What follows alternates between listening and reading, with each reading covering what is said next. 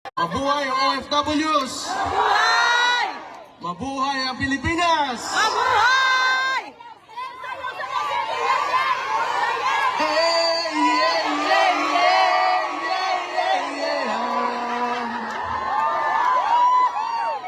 Mabuang moy. Pero salamat kayo ha. It really means a lot sa family. And I'm sure, lalo-lalo na kay PRRD to know na you are always supporting him. So thank you. Mabuhay kayong lahat and God bless you all.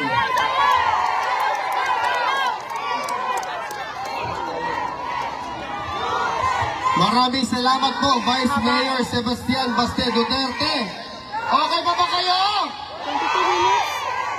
Ladies and gentlemen, it is also another honor because I support this man very much.